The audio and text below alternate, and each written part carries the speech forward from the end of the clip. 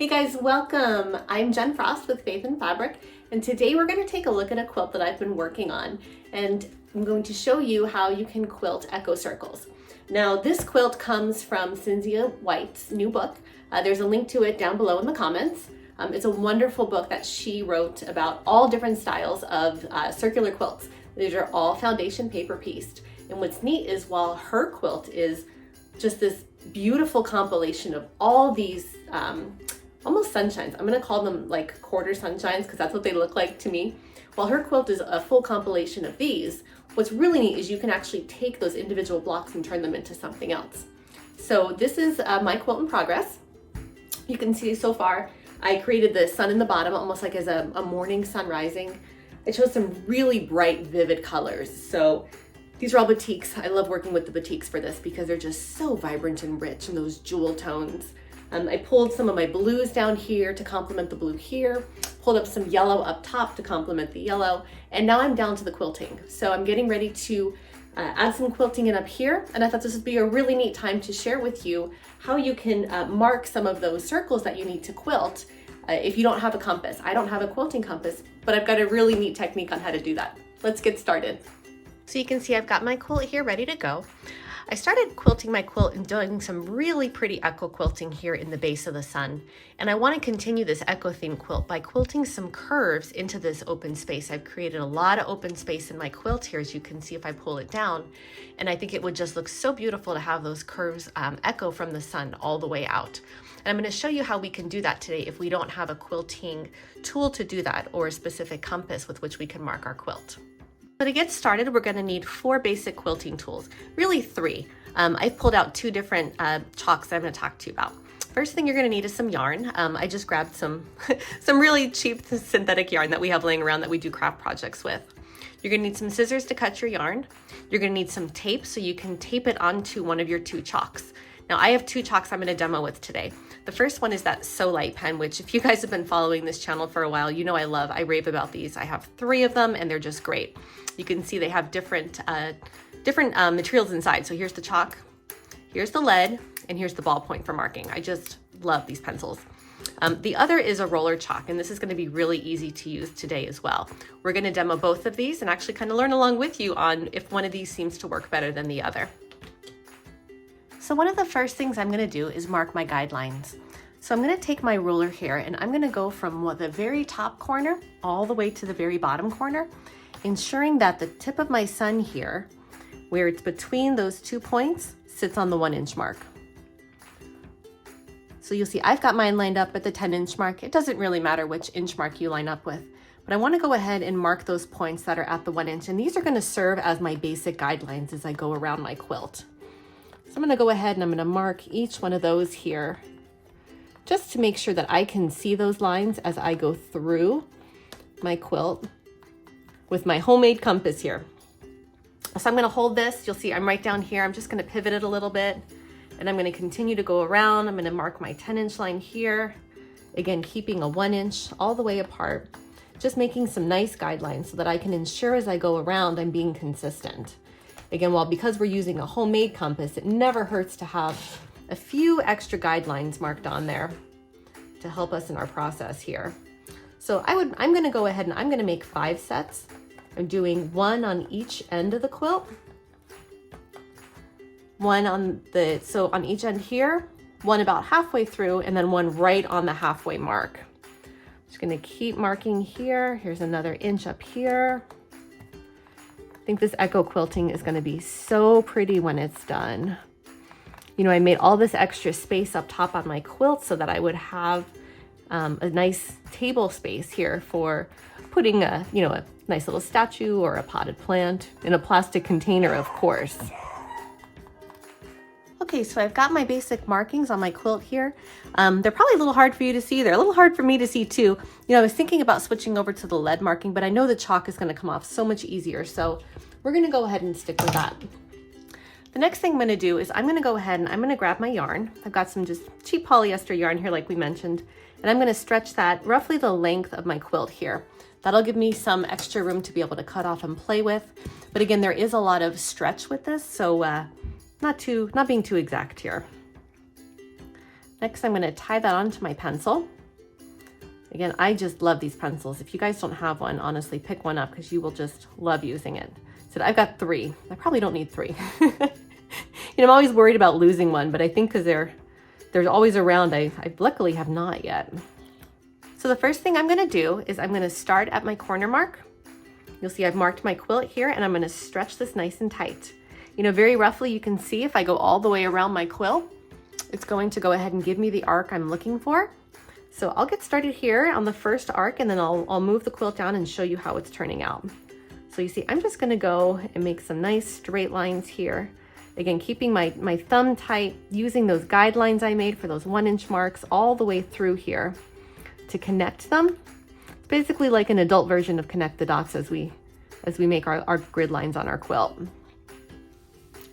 So you can see here, I've got a nice arc now that's 1 inch out from my curve that continues to hit the guidelines we created, as well as follows the gentle curve that we've created here. What's nice about marking it from your curve is if your curve isn't exactly round, mine's a little bit flatter here than it probably should be. My echo curving, my echo quilting will follow the curve that I've penciled in, as opposed to trying to create it with a true compass, that line that would, not quite follow as well as this one does.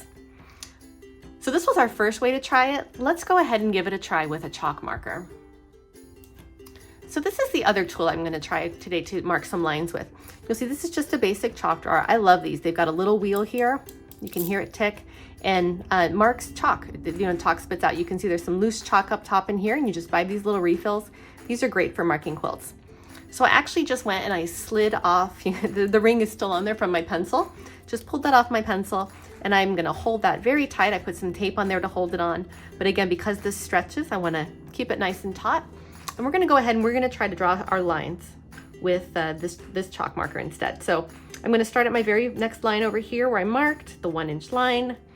I'm going to pull it nice and taut again, hold that down, and we're going to go ahead and just trace, connecting all of our points here. You'll see this is actually quite a bit, I'm finding this to be quite a bit easier, and it's still connecting all of our points all the way through. So you'll see that one, you can probably even see that line a little bit clearer. This is spitting out a little bit more chalk than the pencil did. And again, it's giving me that nice curve that we had before. So I'm going to go ahead and just continue marking this here. So we'll go out to our next line right here, pull it taut, and you can start from the center, you can start from the edges. The biggest key here is just to make sure that you're continuing to connect those guidelines that you created all the way around to keep your quilt consistent. Now, if you're worried about, if you're worried about going through this and not having exactly 1 inch lines, you can always adjust your lines. You can put them closer together. You can put them further apart. You can do more of an improv style by not really measuring and just saying, hey, I just want to pop this on here anywhere. I am going to try to go for more consistency. So sticking with those 1 inch lines and the guides I drew. I wanted to share some of that progress on how these are going. So you can see here's a little bit more of a closer view as I put the final points on. Again, I'm lining the tip of my chalk line up, pulling my yarn nice and taut, going back to that point. It's called the fulcrum. It's been a while since I've taken algebra. We're a homeschooling family, but we're not quite up to those subjects yet. We're still working on basic times tables. I'm going ahead and keeping tight at that point, going to my guidelines, and just continuing to mark those arcs as we go around the quilt. Put the last one on here, and there we go. You can see I've got some very evenly spaced now arcs that we can go ahead and quilt.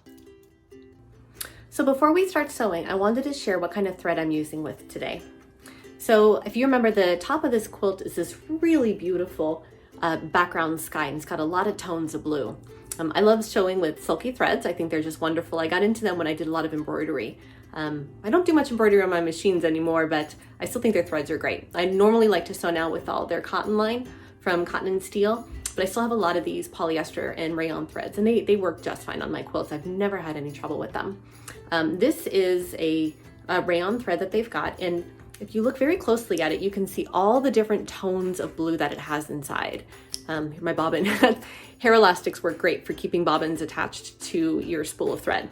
But I think this is just going to work beautifully as picking up those soft mixed tones as we quilt our curves. So I've got my thread set up in my machine and I've got my walking foot attached. This is actually the AccuFoot that they've got for the Janome machines. These are wonderful feet.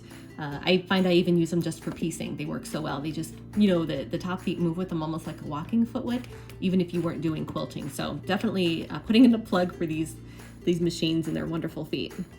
I'm gonna start off first by picking up our bottom thread here. I've gotten really into tying off and then nesting my seams. So I like to continue doing that. Pull that through and we will go ahead and start sewing. So I've got nice chalk lines. You know, the one thing I find with when you work with chalk lines, you just want to make sure you don't touch the side that your chalk is on too much. Chalk will wear off, especially on a warm day. You know, if your hands get just even that little bit of tackiness on them, you're going to lose those lines. So I've got a nice solid grip over here on my left hand. I'm just kind of using my right to gently touch where the chalk lines are existing and to move gently through the quilt here. And keep creating that nice curve.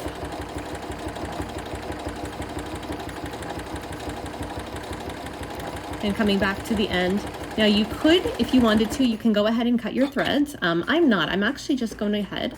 I'm going to leave my needle down. I'm going to rotate my quilt here, and I'm just going to come up the side 1 inch to where the start of my next line is. You know, again, I feel like every time you cut your thread, you're kind of making it that much weaker. You know, there's a potential of it coming out. So now we're going to switch sides here, and we're just going to come back in the other direction. So just following the lines, this is so easy to do. And I can already see the thread work, you guys, and it's just creating such a beautiful pattern. I'm so happy with this thread. We'll keep coming around, following our curve.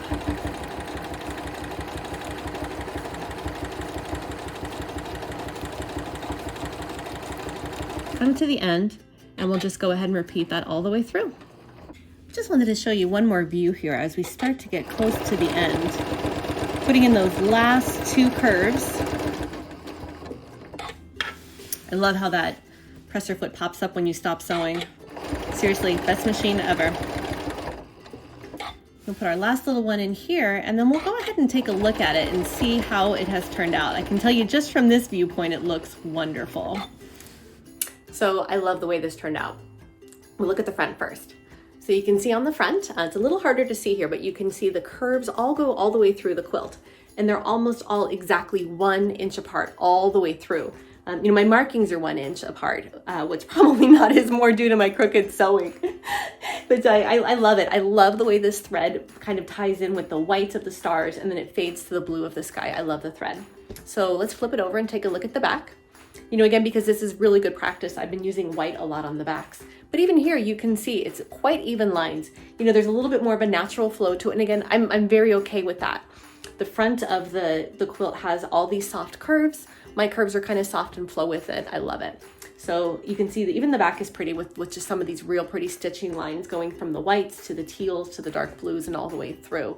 And even down here, you can see some more of that echo quilting right here that we did on the front when we did just the echo quilting around the sun.